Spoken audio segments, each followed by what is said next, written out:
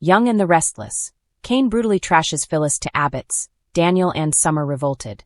Young and the Restless gives Kane Ashby, Billy Flynn, absolutely determined to destroy Phyllis Summers, Michelle Stafford, for stealing from him and lying to his face repeatedly. He is ready to burn down her life. And I suspect he's going to turn the Abbotts against her, among many others in Genoa City. We're going to talk about how Kane may go to the Abbotts and tell them how Phyllis is conspiring with Victor Newman, Eric Braden, to do them dirty and rip their family legacy away from them. At this point, Kane knows a few things. First, Phyllis hacked into Arabesque and stole his AI. Second, Kane knows Phyllis took it to Victor. Third, Kane knows Phyllis is the reason his company is in ruins and Arabesque is now worth pennies on the dollar. Fourth, Kane knows Phyllis asked Victor for Jabot. And fifth, Kane knows Phyllis is still lying to his face. Then again, let's be real, she's always been a lying liar who lies. She kept lying and denying to Kane that she had anything to do with stealing the AI. At this point, Phyllis is just insulting him because he knows the truth. Kane Ashby's vow for vengeance against Phyllis on Young and the Restless. So Kane finally got fed up, and he took off the polite mask he's been wearing and vowed to make Phyllis pay. Kane said he'd make sure that not only would she never get her hands on Jabot, but he'd also make sure Phyllis never got another job in Genoa City. At the point that Kane made the threat about Jabot, Phyllis wasn't even denying it. She was just acting shocked that Kane was threatening her, but Phyllis shouldn't be surprised. Now Kane wants to absolutely burn Phyllis down. And I think he's going to go about it very systematically. I suspect Kane's first move may be to march back over to Jack Abbott, Peter Bergman, and Diane Jenkins, Susan Walters, and give them a nice big update. If you remember back in October when the AI first went missing, Kane suspected Victor had it, and he wanted to warn them because he would obviously target Jabot. At the time, Diane suspected Phyllis was the hacker that stole the AI, but Kane didn't have confirmation. He hadn't dug in deep enough to really confirm, yes, Phyllis had to be the AI thief. But now Kane knows that, and he knows a lot more. Exposing the ultimate betrayal to the Abbott family on YandR. He knows what Phyllis is looking to get from the dirty deal she made with Victor for the AI. So, I expect Kane might circle back to Diane and Jack even though they said he's the enemy, and to stay away from them. I'm sure Kane won't mind pushing the boundaries and dropping by to say, oh, by the way, yeah, Phyllis did steal the AI and she made a deal with Victor that she's going to get Jabot as the price of her handing over the company-destroying program that she took from him. I'm sure Jack will be stunned. It's one thing for him and Diane to know that Victor would try and destroy Jabot. That's any given Monday. But it's another thing for Phyllis to want to take Jabot from Jack and the Abbotts. Phyllis and Jack had a very deep love. They were married more than once. And at one point Phyllis and Jack seemed to be soulmates. As frustrating as Phyllis can be, I know Jack still worries about her. But Phyllis plotting with Victor to take the company that John Abbott, Jerry Douglas, founded, well, that is quite another thing and it will not be tolerated. Not one bit. A family torn apart. The consequences for Phyllis's children on Young, and From there, Jack or Diane will probably tell Summer Newman, Allison Lanier. After all, her company Marchetti is part of Jabot, and so they have to fill her in on the shutdown plan and all that. Phyllis trying to steal Jabot from the rightful owners would leave Summer totally appalled by her mom. There are so many reasons she'd be furious with Phyllis over this. First, for hurting Jack and Kyle Abbott, Michael Mueller, by stealing Jabot, and second, because Jabot is the legacy that Harrison Abbott, Redding Munsell, would inherit, but Phyllis is snatching it away for herself. Now, she can try and rationalize it and say that she would hand it down to Harrison, but it's not hers to do.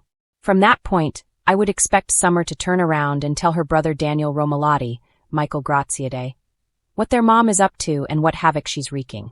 He'll side with Summer. And then both of Phyllis's kids will say that she's not changed since she faked her death, and then swore she was a new person and she'd learned from her mistakes. But no, she's the same old liar who only cares about herself on Young and the Restless. I wouldn't be surprised if Daniel and Summer cut Phyllis out of their lives and her grandkids' lives. Isolating Phyllis. How Kane will turn Genoa City against her on YandR. Kane lost his kids, and he knows how much that hurts. So, yeah, I definitely think he'd get the ball rolling so Phyllis would lose her kids. Even if Jack didn't tell Summer or Daniel what Phyllis is up to, I am certain that Kane will make sure that Summer and Daniel find out. He and Phyllis talked a lot about how much their kids mean to them. And she told Kane that he shouldn't give up on his kids because her kids finally forgave her. So, if he makes sure that Summer and Daniel turn on her, then Kane would be really hitting Phyllis where it hurts. Also, Billy Abbott's Jason Thompson going to find out. He'll chew Phyllis a new one. And Billy might even roast Phyllis on his new media platform, AbbottCom. Also, we know the word's going to spread. Michael Baldwin, Christian Jules LeBlanc, and Lauren Fenmore, Tracy Bregman will be disgusted with Phyllis. The three of them just made peace, and that'll probably go out the window.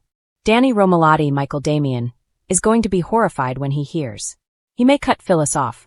Christine Blair, Laura Lee Bell, won't be surprised.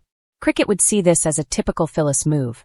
Lily Winters, Crystal Khalil, of course, already despises Phyllis, and finding out what she's doing to the Abbotts would close the door that wasn't really open anyway to any future job prospects. She would be persona non grata with all the Hamiltons and Winters. The final downfall: Phyllis blacklisted and betrayed. Kane wasn't kidding when he said he'd make sure Phyllis won't work in Genoa City again. When Kane's done with her, I don't think Phyllis will be able to get a job pouring coffee at Crimson Lights, or waiting tables at Society, or bartending at the GCAC. Especially not since Kane owns it. So, after he blackballs her all around town, Phyllis may think, well, at least I still have Jabot. Victor betrays Phyllis on Young and the Restless. But let's be real, there is no way that she is ever going to get it.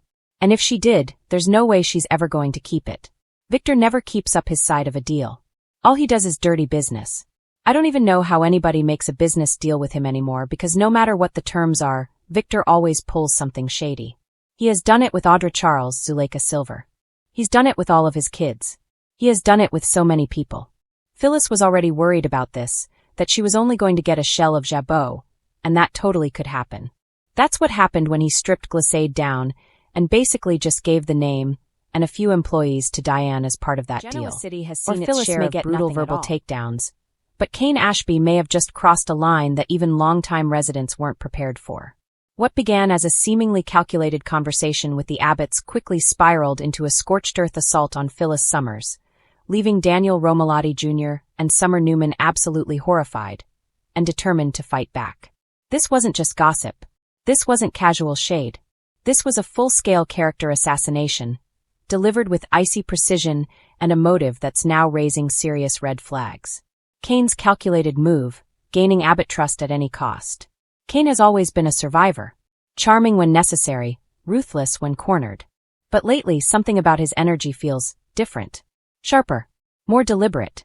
And when he sought out Jack and Billy Abbott, it was clear he wasn't just there to reminisce about old battles or rebuild fractured alliances. He came armed with information, or at least what he claimed was information. Under the guise of protecting the Abbotts, Kane began painting a deeply unflattering portrait of Phyllis. According to him, she's manipulative beyond redemption, incapable of loyalty, and willing to burn down anyone's life if it serves her agenda. He questioned her role in past corporate sabotage, hinted she's still pulling strings behind the scenes, and even suggested that anyone who trusts Phyllis is already compromised. Jack, to his credit, didn't immediately bite. He knows Phyllis, her flaws, her fire, her fierce loyalty when it counts. But Billy?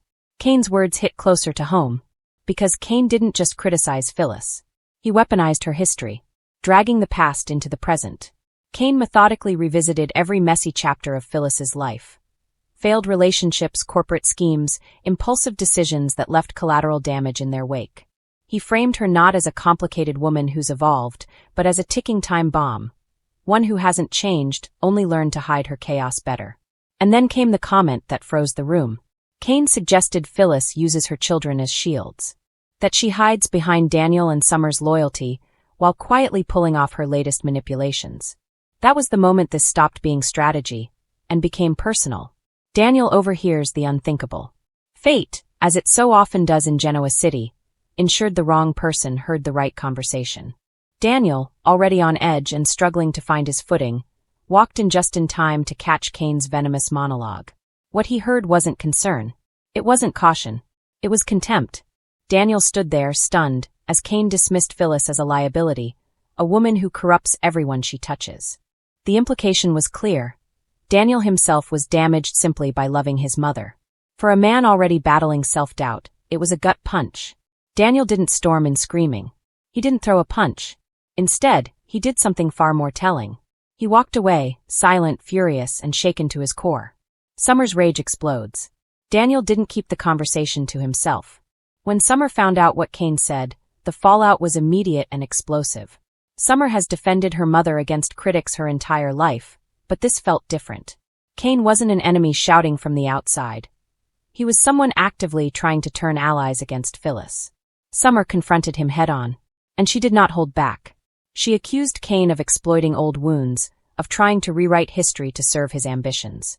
She called out the hypocrisy, reminding him that Genoa City isn't exactly filled with saints, and that Kane himself has a long rap sheet of questionable choices. But what rattled Kane most wasn't Summer's anger. It was her certainty. She made it clear. Anyone who comes for her mother comes for her too. Jack Abbott's growing unease. Jack may play the diplomat, but even he could feel something was off. Kane's fixation on Phyllis didn't feel organic.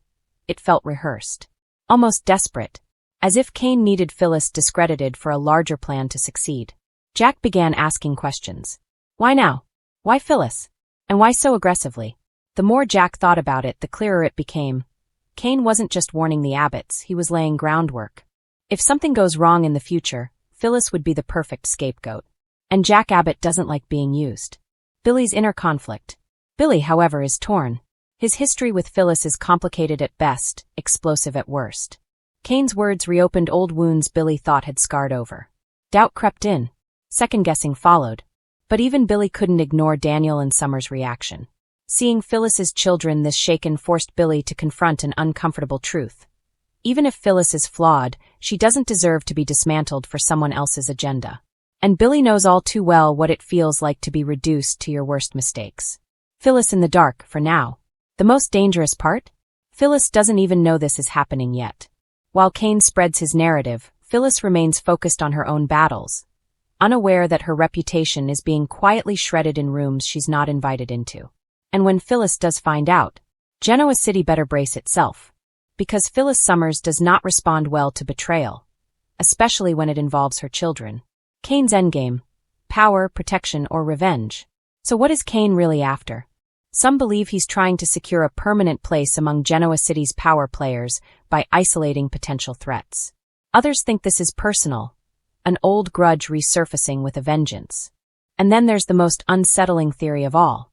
Kane is setting Phyllis up to take the fall for something much bigger. A corporate collapse. A legal nightmare. A betrayal that hasn't happened yet. If Phyllis is already painted as untrustworthy, who would believe her innocence? Daniel and Summer unite. One thing is certain, Daniel and Summer are done staying quiet. They may approach it differently, Daniel with quiet resolve, Summer with fiery confrontation, but they are united in protecting their mother. They're watching Kane closely now, questioning his motives, tracking his moves. And if Kane thought attacking Phyllis would weaken her, he just activated her fiercest defenders. A storm is coming. Kane may believe he's playing chess while everyone else plays checkers. But Genoa City has a way of flipping the board. Secrets have a short shelf life. Lies unravel. And reputations can be rebuilt just as fiercely as they're destroyed.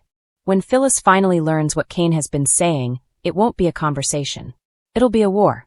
And this time, Daniel and Summer will be pretending it had moved on. New scandals replaced old ones, fresh betrayals buried the scars of yesterday, and familiar faces smiled as if history hadn't carved deep, permanent grooves into their lives. But some men never forgot. Some men never forgave. Kane Ashby was one of them. Standing alone on the Newman Enterprises terrace long after sunset, Kane stared out at the city skyline. The lights glittered like diamonds, beautiful, distant, untouchable. For years, he had wanted to be part of that world, not just adjacent to it. He had wanted power, respect, and legitimacy. Instead, he'd been sidelined, underestimated, and quietly erased. And Kane Ashby was done being forgotten. Never again, he muttered, clenching his jaw. The vow wasn't new. It had lived inside him for years, growing louder with every dismissal, every patronizing smile, every reminder that in Genoa City, Kane Ashby was expendable. A history written in betrayal. Kane had once believed love would be enough. That loyalty would shield him. That if he proved himself, to Lily, to Catherine Chancellor, to the Abbotts, to the Newmans, he would finally belong. He'd been wrong. Lily Winters had loved him once. That part was real. But love didn't survive lies, secrets, and a city that thrived on power plays. Their marriage became collateral damage in battles Kane never fully understood until it was too late. When Lily chose herself, and later chose stability over chaos, it felt like the ultimate betrayal. Yet Lily wasn't the only one who'd turned her back on him. Victor Newman had tolerated Kane, used him when convenient, and discarded him without hesitation. Jack Abbott had offered smiles but never trust. Billy Abbott had laughed at him openly. Even Devin Hamilton, once family, had looked through him rather than at him. Kane had been a pawn, a placeholder, a man others stepped over on their way to greatness. And then there was Catherine Chancellor, the woman who had seen something in him, who had named him her heir, believing he could rise above his worst instincts. Her faith had been the closest Kane ever came to redemption. Losing that legacy hurt more than losing Lily. They stole it, Kane whispered, his reflection staring back at him from the glass. All of it. The return no one expected. When Kane resurfaced in Genoa City after months abroad, the reaction was exactly what he'd anticipated. Polite surprise. Thinly veiled suspicion. No real concern. At Society, conversations paused for half a second before resuming. At Chancellor Winters, security watched him like a liability. Even old friends offered cautious smiles, as if Kane were a ghost they weren't sure should exist. Only one person seemed truly unsettled by his return. Billy Abbott. Billy felt at the moment Kane walked into Crimson Lights, an instinctive tightening in his gut. Kane didn't swagger like before. He didn't posture. He observed, listened, filed things away. That terrified Billy more than any reckless version of Kane ever had. You planning on sticking around this time? Billy asked casually, though his eyes were sharp. Kane smiled. Slow. Deliberate. Oh, I'm not going anywhere, he replied. Not until I finish what I started. The real target. Rumors spread quickly in Genoa City. Some said Kane was after Chancellor. Others believed he wanted revenge on Lily. A few whispered that Victor Newman was his endgame. They were all wrong. Kane's real target was the system. The invisible hierarchy that decided who mattered and who didn't. He didn't want a company. He wanted control. Behind closed doors, Kane had been building something quietly. Shell corporations. Strategic alliances overseas. Information, so much information. Secrets about mergers, affairs, hidden payments, and betrayals that would detonate Genoa City if released. And Kane had learned something crucial during his absence. Power didn't come from owning a throne. It came from knowing where the bodies were buried. Lily feels the shift. Lily Winters sensed it before anyone else. It wasn't fear, not exactly. It was familiarity. Kane's energy had changed, sharpened. The man who once reacted emotionally now moved with chilling patience. When he showed up at her office unannounced, Lily braced herself. This isn't a social visit, she said coolly. No, Kane agreed. It's closure. She laughed, but it sounded hollow. You don't do closure. Kane stepped closer, lowering his voice. I do consequences. Lily held his gaze, refusing to flinch. If this is about the past, it's about the future, Kane interrupted. And whether you're ready for what's coming. For the first time in years, Lily felt uncertain, not of Kane's intentions but of his capabilities. Victor Newman takes notice. Victor Newman didn't fear many men. Kane Ashby wasn't supposed to be one of them. Yet when confidential reports crossed Victor's desk, reports linking Kane to strategic moves threatening multiple Newman interests, Victor frowned. This doesn't make sense, Victor growled. But it did. Kane wasn't attacking Newman Enterprises directly. He was destabilizing the ecosystem around it, turning allies against one another, applying pressure where no one expected. That boy's learned, Victor admitted quietly. And that, more than anything, concerned him. Billy pushes too far. Billy Abbott couldn't help himself. He cornered Kane at the athletic club, sarcasm locked and loaded. So what's the play, mate? Midlife crisis? Redemption tour? Kane's eyes darkened, not with anger, but with resolve. You always thought I was the joke, Kane said calmly. That's why you won't see it coming. Billy scoffed. See what coming? Kane leaned in. The moment everything you've built starts collapsing, and you realize I didn't have to touch you to make it happen. For the first time, Billy had no comeback. The vow. Late one night, Kane stood at Catherine Chancellor's old estate, the house looming like a monument to promises broken. I tried to be worthy, Kane said aloud. I tried to play by their rules. The wind stirred, carrying his words into the darkness. They took my family, my legacy, my name. He straightened, eyes blazing with purpose. So now I take something back. Not with brute force. Not with chaos. With precision. What comes next? Genoa City wouldn't see Kane Ashby coming until it was too late. Boardrooms would implode. Alliances would fracture. Old sins would surface. And when the dust finally settled, Kane wouldn't be begging for a seat at the table. He'd own the room. Because this time, Kane Ashby wasn't asking for redemption. He was demanding of the young and the restless. They are its moral compass, its emotional backbone, and at times its most explosive powder keg. For decades, the Abbotts have embodied old money prestige mixed with deeply personal wounds, proving again and again that no amount of wealth or power can insulate a family from betrayal, jealousy, and heartbreak. From the towering shadow of John Abbott to the ongoing clashes between Jack and Billy, the Abbott legacy is built on ambition, loyalty, and scars that never quite fade. John Abbott's lasting shadow. Every Abbott story begins with John Abbott. Though gone, his presence still looms over every decision made at the Abbott mansion and every power move at Jabot. John wasn't perfect, far from it, but he believed in integrity, hard work, and family above all else. Those values became both a blessing and a burden for his children. Jack took John's lessons as gospel, striving to be the steady hand and moral leader his father believed he could be. Billy, on the other hand, grew up feeling overshadowed, misunderstood, and constantly measured against a standard he never quite fit. That divide, John's legacy interpreted in two very different ways, set the stage for decades of rivalry. Jack Abbott, the reluctant patriarch. Jack Abbott has worn many labels over the years. Corporate titan, romantic idealist, stubborn traditionalist, and wounded son still chasing his father's approval. As the eldest Abbott, Jack assumed leadership naturally, but leadership has never come easily. Jack's greatest strength is also his greatest flaw, his belief that family and business should coexist peacefully. Time and again, that belief has been tested by betrayals both inside and outside the family.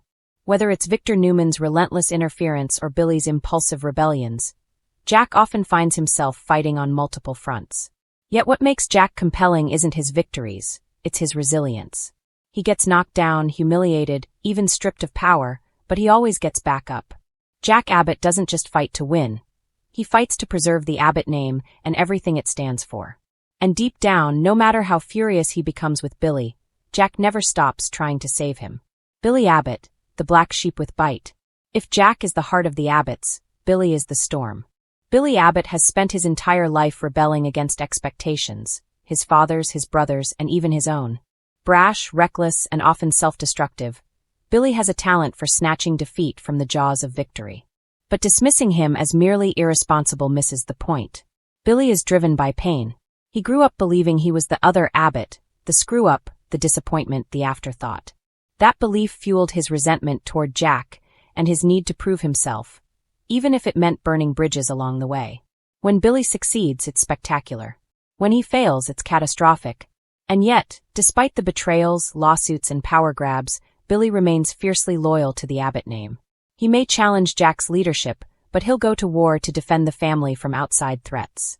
The tragedy of Billy Abbott is that the one thing he wants most, unconditional acceptance, has always felt just out of reach. Ashley Abbott, the power player in between. Ashley Abbott occupies a unique space in the family, both insider and outsider, peacemaker and provocateur. Scientifically brilliant and emotionally guarded, Ashley has often been the calm strategist in a family ruled by passion and pride. Her complicated relationship with Jack is rooted in shared history and deep rivalry. Unlike Billy, Ashley challenges Jack intellectually and strategically. She doesn't want to tear down the Abbott empire, she wants control of it. Ashley's greatest struggle has always been trust. Torn between loyalty to her family and her own ambition, she's crossed lines that can't easily be erased. And yet, when push comes to shove, Ashley often proves that her Abbott blood runs just as deep as Jack's. She may leave Genoa City from time to time, but the Abbott pull always brings her back. The Abbott-Newman War, a never-ending chess match. No discussion of the Abbott family is complete without Victor Newman. The Abbott-Newman rivalry is less a feud and more a generational war, one fueled by pride, betrayal, and mutual obsession. Victor doesn't just want to beat the Abbotts, he wants to break them. Jack, in turn, has spent years trying to prove that integrity can triumph over brute force. Their clashes ripple outward, affecting every Abbott relationship. Billy's vendettas often stem from Newman betrayals. Ashley's strategic moves are shaped by Victor's threats. Even the younger generation grows up inheriting this rivalry like an unwanted heirloom. And yet, the most infuriating truth for Jack is this: Victor respects him. That begrudging respect makes the rivalry personal, intimate, and impossible to escape. The next generation. Hope, fear, and unfinished business. The future of the Abbott family rests on younger shoulders, and that future is anything but secure. Kyle Abbott represents both promise and complication. As Jack's son, Kyle carries the weight of legacy without fully understanding its cost. He wants independence, success on his own terms, yet can't escape the advantages and expectations tied to his last name. Jack sees Kyle as his chance to get it right, to be the father John tried to be. Billy, meanwhile, sees Kyle as proof that history repeats itself, whether you want it to or not. The question remains, will the next generation heal the Abbott fractures or deepen them? Love, loss, and the Abbott curse. Romance has never been simple for the Abbotts. Jack's long list of failed marriages reads like a cautionary tale about mixing love with power. Billy's relationships often implode under the weight of his self-sabotage. Ashley keeps her heart guarded, choosing control over vulnerability. And yet, despite all the heartbreak, the Abbotts remain hopeless romantics at their core. They believe in love, even when it betrays them. Maybe that's why they keep risking everything for it. What makes the Abbotts endure? Soaps thrive on chaos, but the Abbott family thrives on connection. No matter how bitter the fights or how deep the betrayals, the Abbotts always circle back to one another. Family dinners turn into battlegrounds, boardrooms become therapy sessions, and grudges coexist with love in equal measure. The Abbotts remind viewers that family isn't about perfection, it's about persistence. About showing up, even when it hurts. About fighting, forgiving, and fighting again.